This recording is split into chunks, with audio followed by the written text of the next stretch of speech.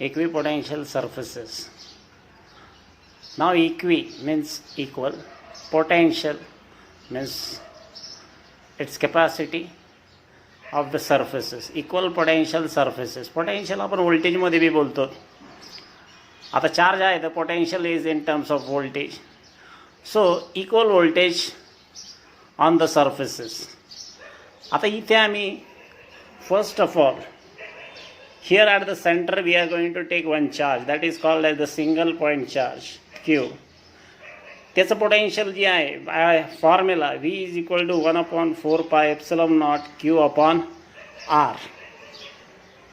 Now in this equation only two factors are important, V and R. If we take R as constant, आता बाकीचे terms जर बघितले 4 पाय epsilon not Q these are constant, त्यांचं काहीतरी एक उत्तर येत असेल. आणि R जर मी 2 घेतला तर 1/2 म्हणजे काय 0.5 into this constant value means it will come out to be constant. Therefore if R is constant, V is also constant. Now next we are going to take the charges in two different forms. One is called as single point charge and other is called as the line charge. Now single point charge, आता आपण एक खोकं घेऊया आणि त्या खोक्यामध्ये bulb लावला. Bulb जर लावला आणि त्याला फक्त एक बोक्स पाडलं त्या खोक्याला तर जो लाईट बाहेर पडेल तो it will be in the form of sphere. गोल मिळेल आपल्याला. त्याची काय मिळेल, या पद्धतीने आपल्याला एक शॅडो भेटेल, उजेड मिळेल, लाइटेड एरिया, आणि बाजूच्या बाजूने सगळा अंधार, म्हणजे will get a round circle spot of light. So this is said to be equipotential surface for the single point charge, which is a concentric spherical surface centered at charge. आता इथे याचा अर्थ काय झाला, इक्विपोटेन्शियल सर्फेसेस म्हणजे single point चार्जमुळे they are found to be concentric in nature, concentric spherical surface in nature with center at charge, म्हणजे with center as a charge. आता इथे ज्यावेळेस लाईन चार्ज घेतो आम्ही, लाईन चार्ज म्हणजे काय, तच खोकं घेतलं, त्याच्यामध्ये बल्ब लावला आणि ब्लेडने आपण थोडंसं एका लाईनीमध्ये 1 सेंटीमीटरची चीर आपण जर पाडली, त्याला फक्त ब्लेडने त्याच्यात खाच करायची आणि मग त्याच्यामधनं जो लाईट येईल तो तुम्हाला कसा येईल, it will come in the form of cylinder, cylindrical type light बाहेर येईल.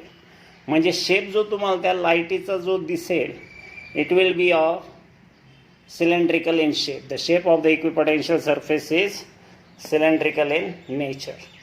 So hence these are the 2 points where we have to focus whether it is a single point charge or whether it is a linear charge.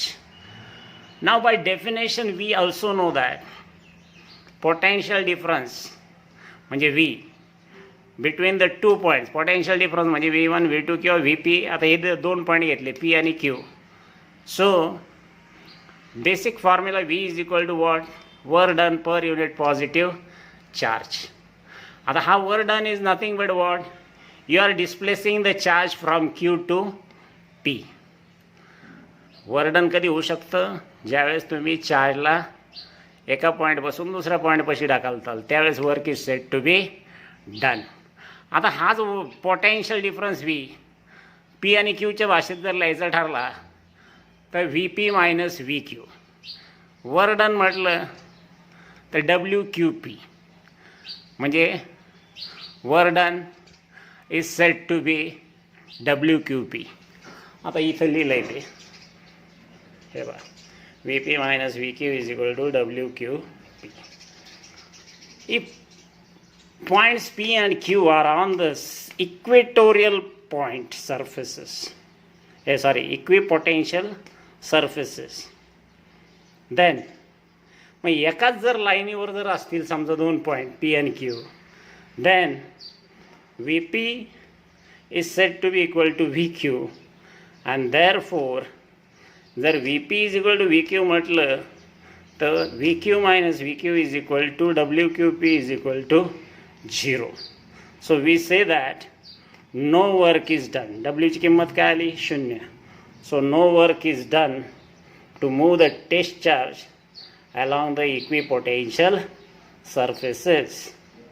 So this is the one reason for equipotential surface where no work is done to move the test charge. आता याच्यात condition घेतो. आता वर डनच्या संदर्भात थोडेसे. तर पहिली condition, if dx is small distance over the equipotential surface through which the charge is carried or moved out, then dw is equal. आता कॅरिड म्हणजे आता शिफ्टिंग झालं आहे. आता इथं आपल्याला माहिती आहे काय काही इथं potential is what, difference is 0. आपल्याला जसं आहे काचेवर जर एखादी गोटी जर ठेवली तर त्याला वर्क करायची गरजच नाही, ते ॲटोमॅटिकली घरंगळत चालते. त्याच पद्धतीने ज्यावेळेस ती सरकते म्हणजे some displacement has taken place and over which the equipotential surface, तो सरफेस कोणता मानला आम्ही, इक्विपोटेन्शियल, हे equipotential surfaces. So dw is equal to E into dx. आता एफच्या ऐवजी काय घेतलं, electric intensity, E into dx. आता वेक्टर फॉर्ममध्ये remove the vector, cos theta comes into picture. When cos theta comes into picture, then we already said that equipotential surface over work done काय आहे 0, म्हणजे E dx cos theta is equal to 0. म्हणजे याचा अर्थ हे E dx depends upon theta. मग cos theta हे आता जर वर्क डन 0 म्हणजे कॉस थिटा 0 आलं पाहिजे.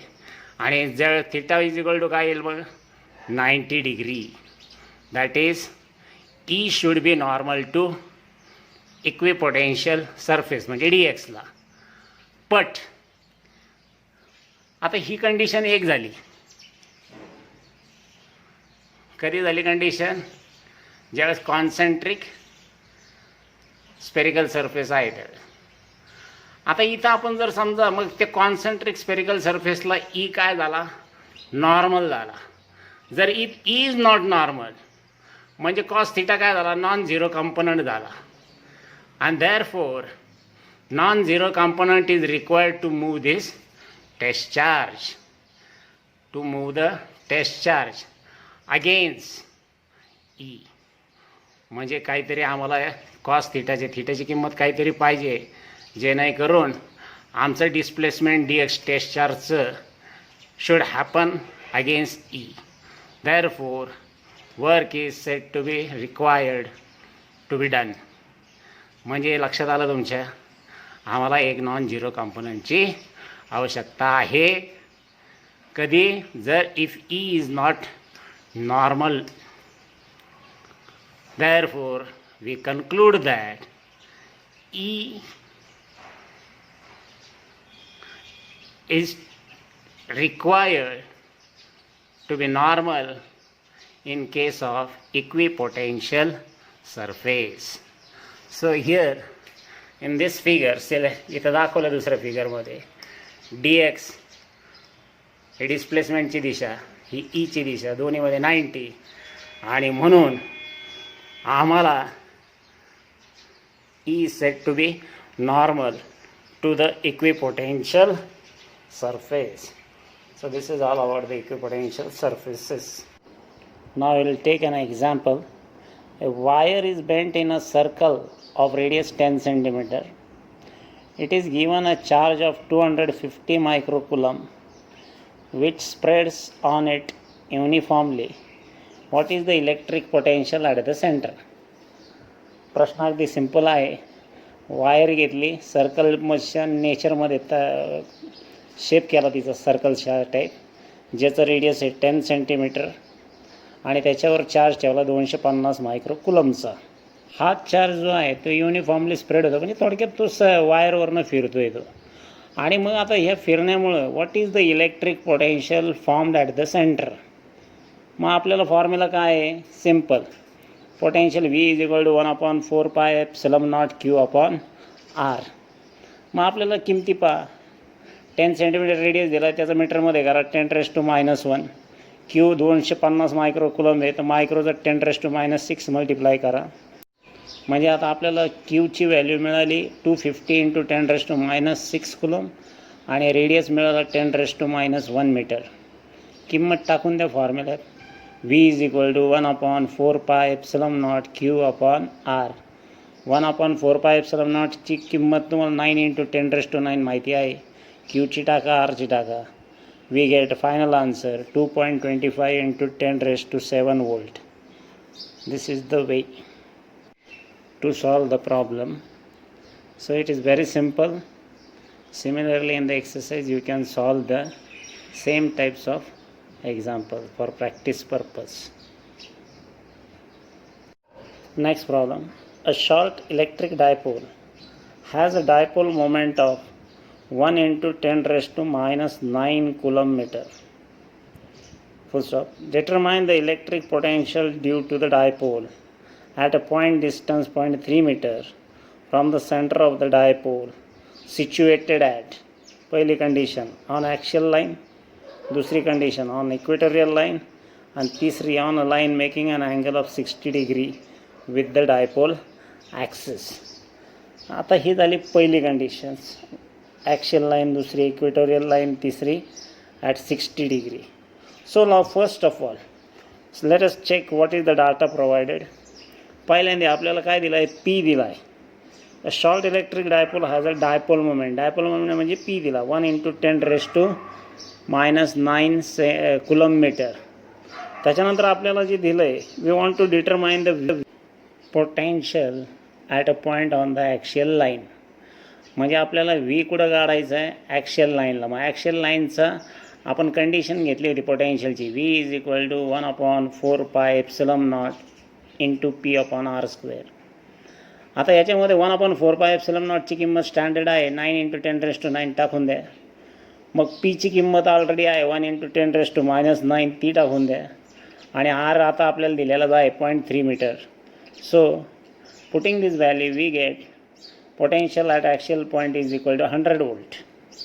हा झाला पहिला कंडिशन, पहिलं उत्तर झालं. दुसरं B potential at a point on the equatorial line. आता इथं डायरेक्ट उत्तर आहे, याला काहीच फॉर्म्युला वापरायचीच नाही कारण ते थेरॉटिकल आन्सर झालं आहे. V is equal to 0.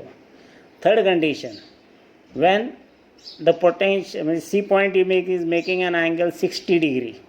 म्हणजे आपला फॉर्म्युला काय आहे? V is equal to 1/4 pi epsilon naught P cos θ upon R². मग cos ऑफ 60ची किंमत टाका आणि उरलेलं बाकीची जी कॉन्स्टंट आहे ती किमती 9 × 10⁻9 टाका 1/4 पाय एप्सिलॉन नॉटसाठी. Pची किंमत टाका 10⁻⁹ आणि Rची किंमत टाका 0.3चा square. So after calculating it we get the answer 50 volt. म्हणजे 60 डिग्रीला आपलं उत्तर किती येतं पोटेन्शियल? 50 वोल्ट. अशा पद्धतीने हा प्रॉब्लेम सोडवायचा. Next problem.